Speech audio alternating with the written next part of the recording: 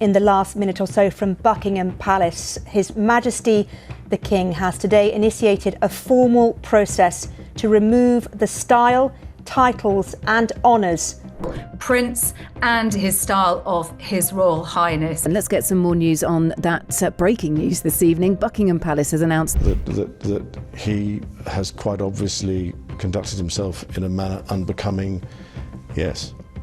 Unbecoming? He was a sex offender. Yeah, I'm sorry, I'm being polite. October 30th, 2025. Buckingham Palace issued a statement that shocked the world. King Charles had formally stripped his younger brother of every royal title he ever held. Prince Andrew would now be known as Andrew Mountbatten Windsor. The statement also included an eviction notice. Andrew had to leave Royal Lodge, the 30-room mansion in Windsor where he'd lived rent-free for over 20 years. 2 months later, Andrew is still there. He hasn't packed a single box. And according to sources close to the situation, Andrew ain't going anywhere. He's saying that, for the sake of the country and the monarchy, I'm going now. Well, he should have done that a long time ago. They should have pushed him out. It's happening now because there's been an increasing amount of publicity coming out. Almost every day there's some scandal about Andrew. This is the story of how a disgraced royal is refusing to leave his palace and why King Charles can't force him out.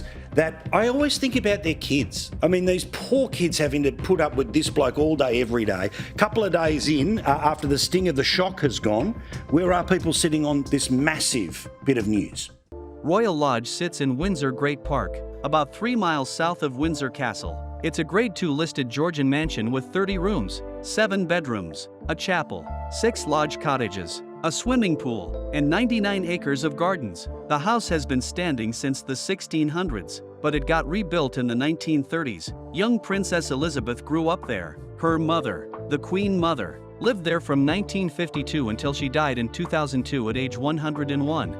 When the Queen Mother died, Royal Lodge went back to the Crown Estate. Prince Andrew approached them about leasing it. Is behind this change in tune? Is it the King that's backing this, or is it Prince William?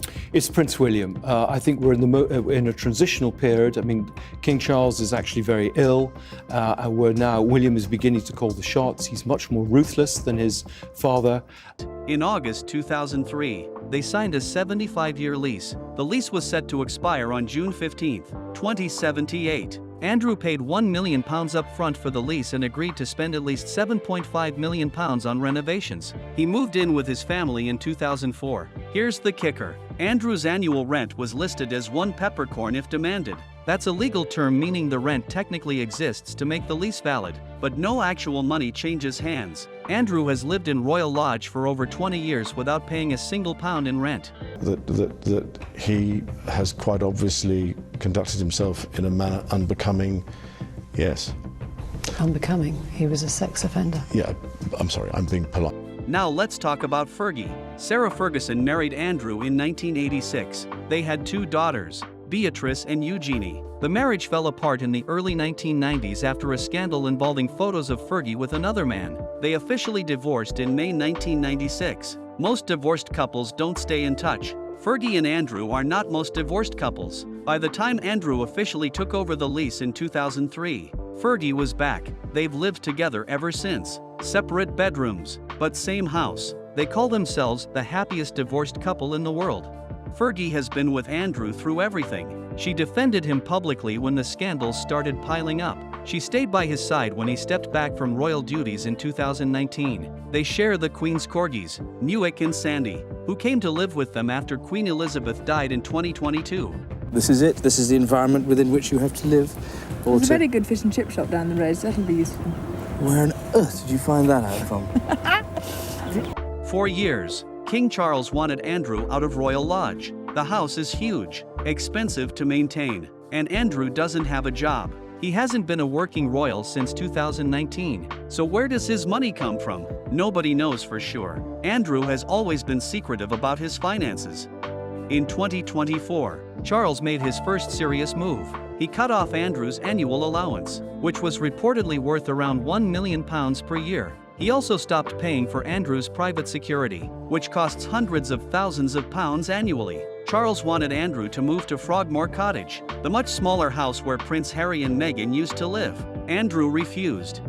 Charles reportedly wanted Royal Lodge for Queen Camilla, The idea was that if Charles died before Camilla, she could use Royal Lodge as her dowager house, a private residence for a widowed queen. Andrew became convinced this was the real reason Charles wanted him gone. He dug in his heels. He had a 75-year lease. The lease was ironclad, as long as he maintained the property and followed the terms of the agreement. The Crown Estate couldn't evict him.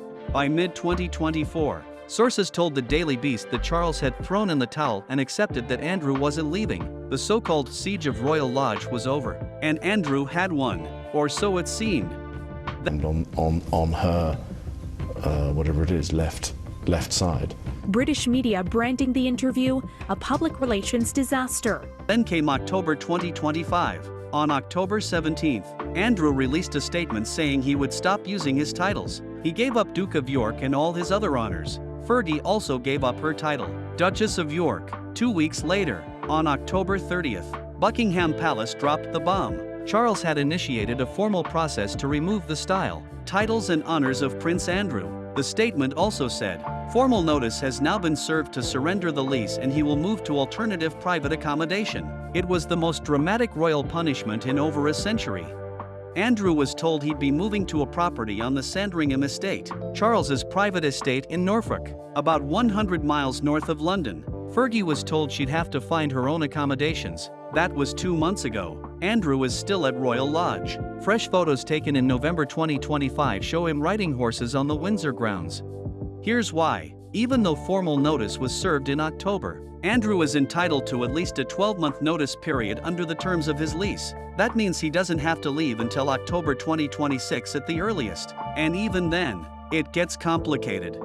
A preliminary inspection of Royal Lodge revealed that the house is in terrible condition. There are cracks in the brickwork, peeling paint, crumbling plaster, and widespread dampness. The Crown Estate estimates the property needs at least £2 million in repairs. If Andrew had left voluntarily before 2028, the Crown Estate would have owed him nearly £500,000 in compensation. But because the house is so deteriorated, the Crown Estate says Andrew forfeited that money. Any compensation he might have been owed will be eaten up by the cost of repairs.